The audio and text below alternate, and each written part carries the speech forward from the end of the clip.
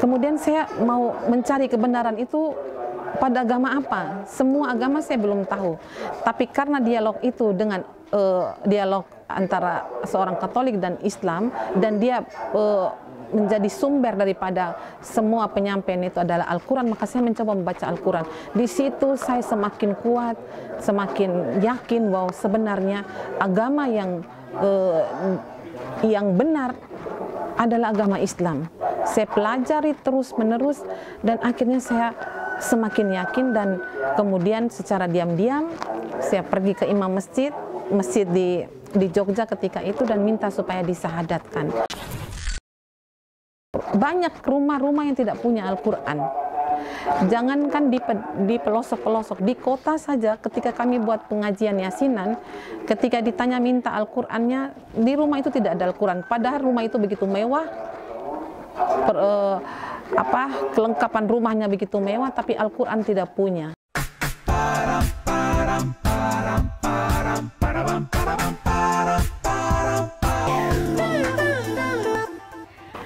Bismillahirrahmanirrahim. Assalamualaikum warahmatullahi wabarakatuh.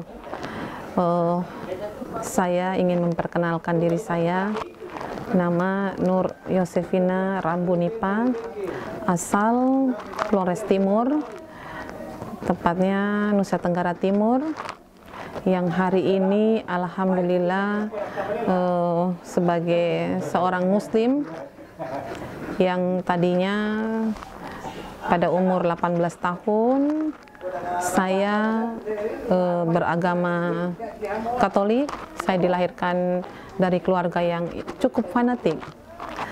Saya disekolahkan dari tingkat TK sampai ke tingkat SMA pada pendidikan Katolik, dan hidayah itu saya dapat ketika saya berada pada tingkat SMA di Jogja.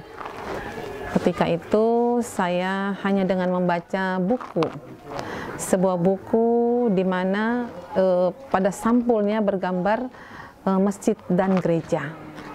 Saya menjadi tertarik karena apa?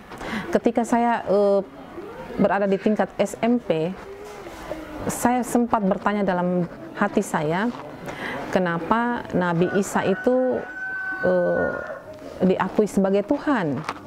Sementara di dalam Injil sendiri menceritakan kisah saat berada di Taman Getsemani ketika Nabi Isa mau dibunuh.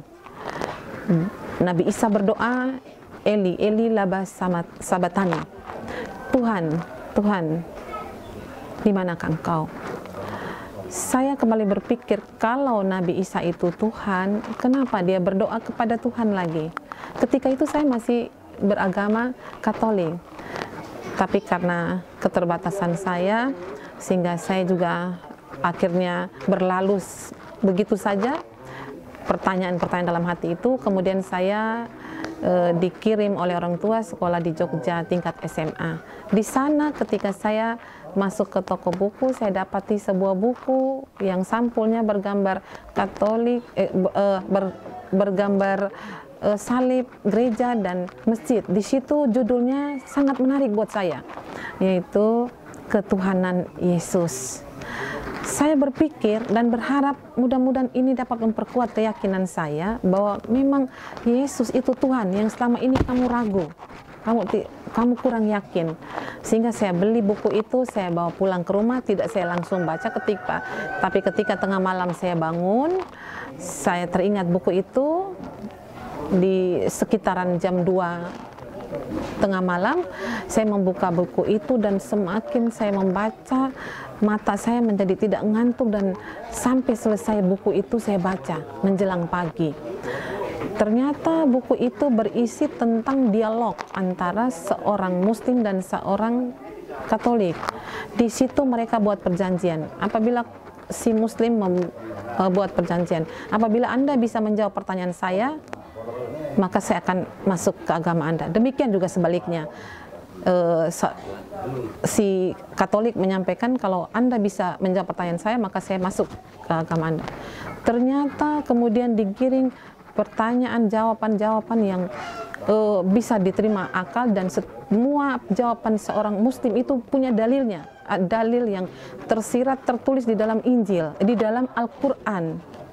Sementara seorang Katolik ini tidak bisa menjawab, bahkan ayat-ayat yang disampaikan ketika itu ayat-ayat yang memang mendukung keyakinan bahwa memang Nabi Isa itu bukan Tuhan. Subhanallah, saya semakin menjadi ragu. Kemudian saya coba lagi membaca beberapa kali itu buku, semakin saya menjadi kuat bahwa saya ini sebenarnya sudah salah. Kemudian saya mau mencari kebenaran itu pada agama apa. Semua agama saya belum tahu. Tapi karena dialog itu dengan dialog antara seorang Katolik dan Islam, dan dia menjadi sumber daripada semua penyampaian itu adalah Al-Quran, maka saya mencoba membaca Al-Quran. Di situ saya semakin kuat, semakin yakin bahwa sebenarnya agama yang benar adalah agama Islam. Saya pelajari terus-menerus dan akhirnya saya semakin yakin, dan kemudian secara diam-diam saya pergi ke imam masjid di Jogja ketika itu dan minta supaya disahadatkan. Dalam tahap masuk Islam, saya punya cita-cita. Yang pertama bahwa saya kepengen membentuk majelis taklim nanti kalau saya pulang. Saya pengen hidupkan majelis taklim di semua masjid di Flores Timur. Yang kedua, saya pengen punya pondok pesantren. Yang ketiga, saya pengen punya perpustakaan buku-buku Islam. Masya Allah, alhamdulillah untuk majelis taklim, alhamdulillah ya Allah kokohkan langkah dakwah kita ya. Kita kunjung ke semua masjid-masjid ketika itu tahun 2000 ya, setelah nikah tahun 1994. Kemudian tahun 2000 saya mulai turun dari masjid ke masjid bentuk majelis taklim. Ada yang sudah terbentuk tapi tidak aktif.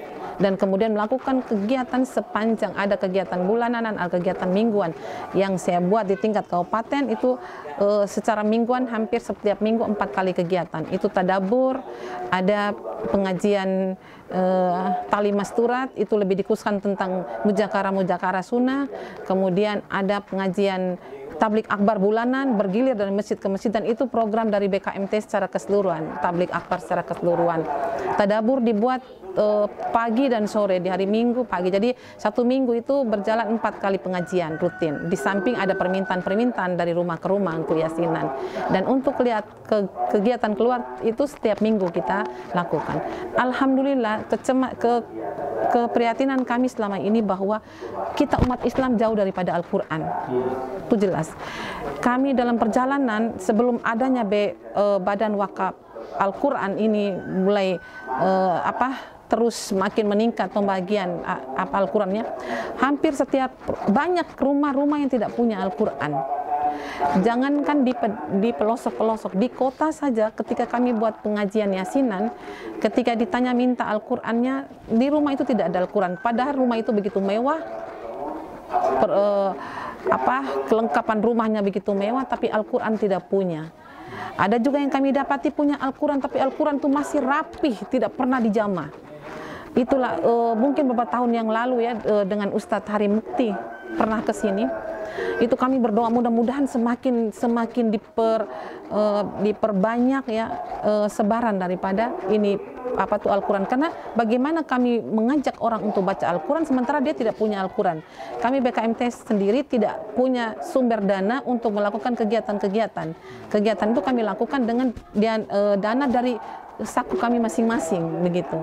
Sehingga kami, tapi alhamdulillah dengan adanya BWA ini kami merasa hampir banyak rumah-rumah orang Islam yang sudah punya Al-Quran. Tinggal sekarang kami kerja keras untuk bagaimana memotivasi, menyemangati semua jemaah itu untuk bisa membaca Al-Quran. Jadi untuk program-program pembelajaran bacaan Al-Quran, tapi kemudian kami tingkatkan lagi, alhamdulillah juga BWA kemudian bisa mendistribusikan Al-Quran yang dengan terjemahan. Kami rasa terbantu dan sangat terbantu.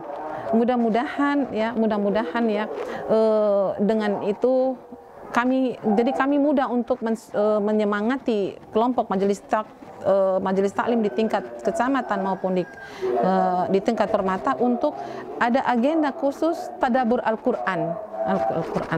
Dan memang kita akan merasakan bagaimana kalau kita sudah bisa membaca dan kemudian memahami.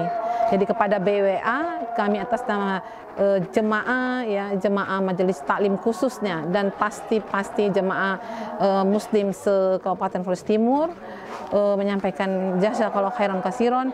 Mudah-mudahan amal jariah dari semua pihak yang telah mengadakan Al-Quran ini diterima oleh Allah Subhanahu wa Ta'ala, dan lebih daripada itu kami pun bisa kemudian manfaatkan semaksimal mungkin Al-Quran yang sudah dibagi. Demikian penjelasan kami, mungkin kurangnya lebihnya kami mohon maaf. Siapa besar ini? Aman. Oh, Masya Allah. Nah, belajar Al-Quran ya sayangnya, dari anak soleh ya nak ya. Semua ini harus mengaji ya tiap hari anak ya.